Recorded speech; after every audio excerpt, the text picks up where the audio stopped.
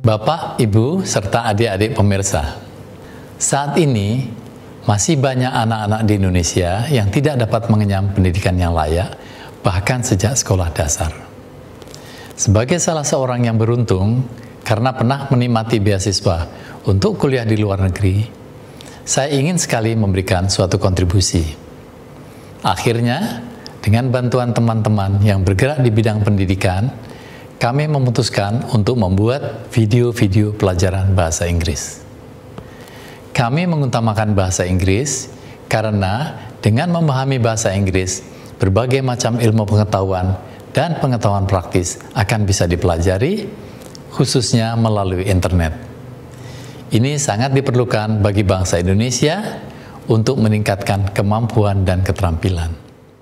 Bapak dan Ibu, EFI atau dalam ejaan bahasa Inggrisnya EFI adalah singkatan dari English for Indonesians, yaitu pelajaran bahasa Inggris yang khusus dibuat untuk orang Indonesia. Video pertama ini memberikan gambaran mengenai perbedaan-perbedaan antara bahasa Inggris dan bahasa Indonesia. Penjelasannya tidak mudah dicerna oleh anak-anak, sehingga mereka bisa mulai belajar dari video kedua.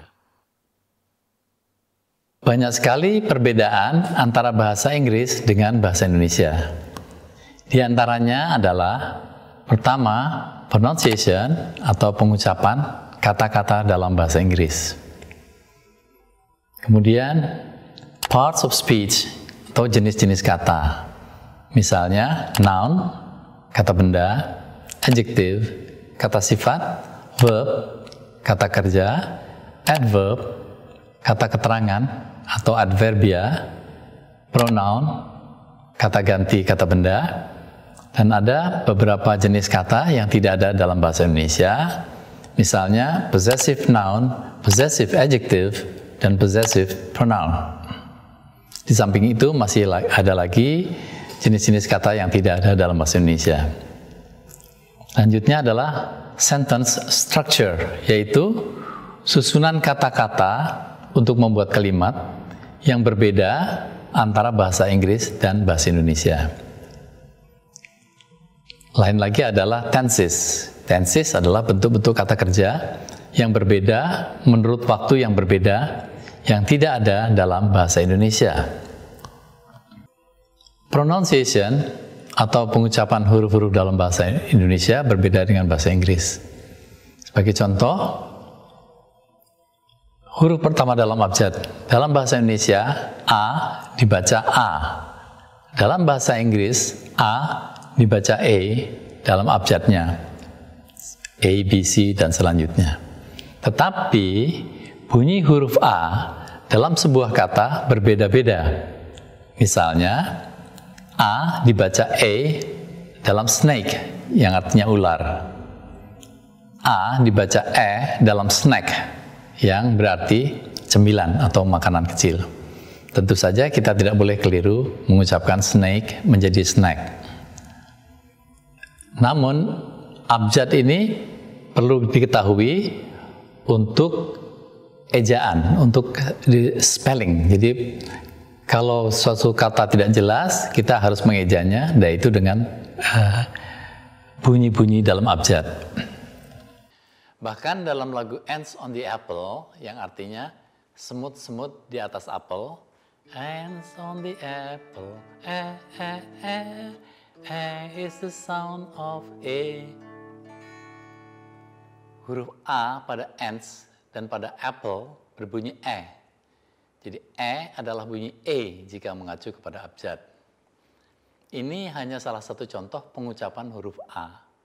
Kelak kita akan pelajari bahwa huruf A dapat dibaca E, A, atau O.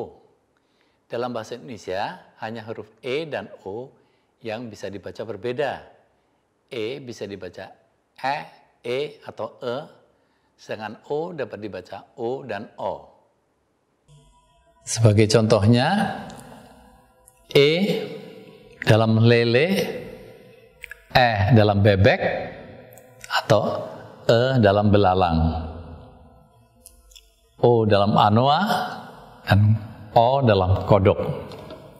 Bahwa pronunciation atau pengucapan kata-kata dalam bahasa Inggris memang sulit dapat dilihat dalam contoh berikut ini. Contohnya angka 1 dalam bahasa Inggrisnya adalah O-N-E yang dibaca one.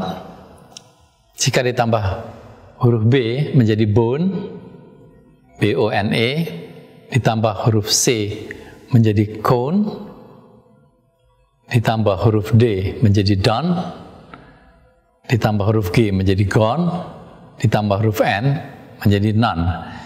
Jadi kita harus hafal pronunciation atau pengucapan setiap kata. Dalam bahasa Inggris ada rangkaian huruf mati sampai 3 huruf.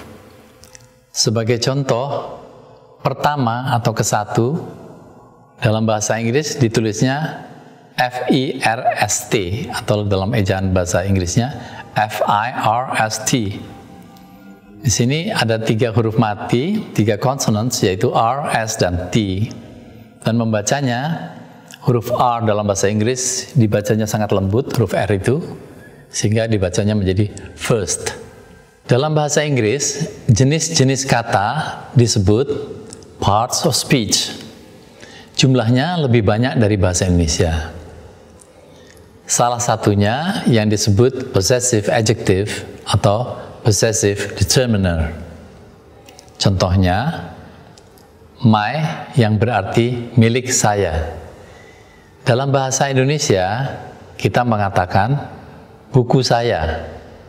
Terjemahan masing-masing kata dalam bahasa Inggris, buku itu book, dan saya I. Tapi terjemahan buku saya bukan book I, melainkan my book. Jadi harus dikatakan buku milik saya. Selanjutnya perlu diketahui bahwa sentence structure atau susunan kalimat dalam bahasa Inggris sangat berbeda dengan bahasa Indonesia.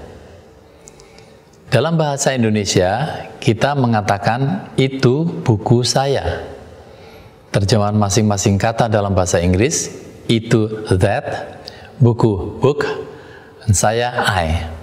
Tapi terjemahan itu buku saya bukan that book I, melainkan that is my book, dengan menambahkan kata is yang berarti adalah. Dalam bahasa Indonesia, kita bisa mengatakan siapa namamu.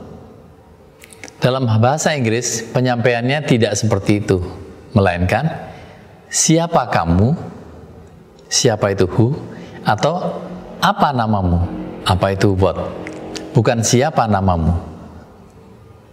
Terjemahannya menjadi who are you atau what is your name.